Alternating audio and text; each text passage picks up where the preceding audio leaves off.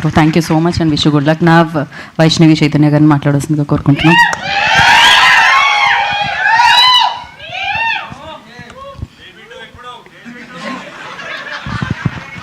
అందరికీ నమస్కారం. ముందుగా ఇక్కడికి వచ్చిన మీడియా వాళ్ళందరికీ, ప్రెస్ వాళ్ళందరికీ థ్యాంక్ యూ. ఫస్ట్ మీ అందరికీ సంచారమే మా సాంగ్కి మస్తు లవ్ ఇచ్చి మంచి సపోర్ట్ చేసినందుకు థ్యాంక్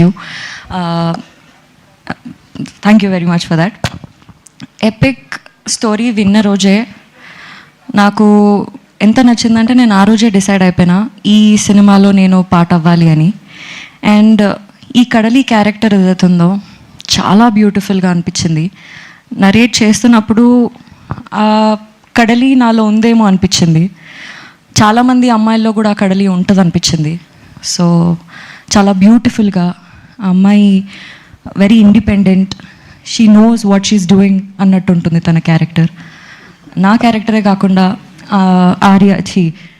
ఆనంద్ క్యారెక్టర్, ఆదిత్య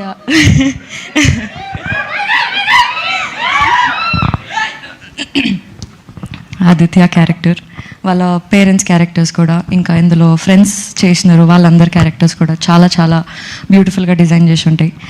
వాళ్ళ ఫ్రెండ్స్ని మనం థియేటర్లో చూస్తున్నప్పుడు మన ఫ్రెండ్స్ని మనం రిలేట్ చేసుకుంటాము. ఇట్లా ఒకడు మన లైఫ్లో కూడా ఉన్నాడు కదా అనిపిస్తుంది.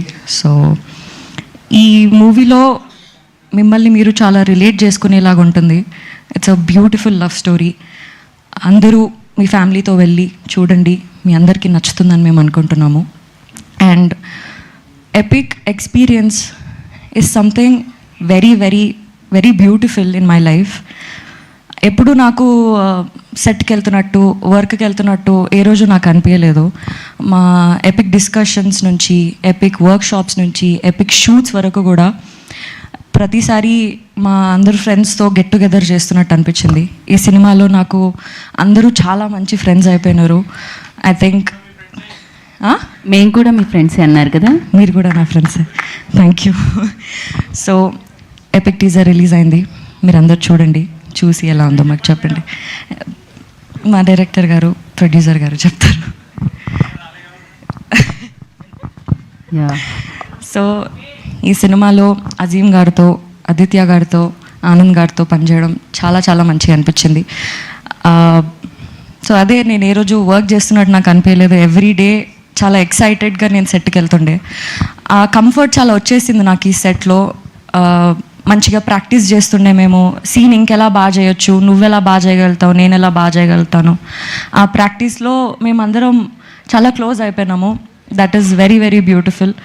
Epic experience made something epic memorable things in my life. Thank you. Vaishnavi Chaitanya garu చాలా బాగా పాడతారు కూడా బేసిక్గా. సంచారం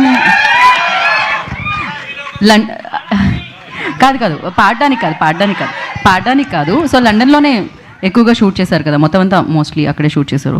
సో ఏ ప్లేస్ మీకు బాగా నచ్చేసింది? బికాజ్ లండన్ బ్యూటిఫుల్గా ఉంటుంది. So yeah,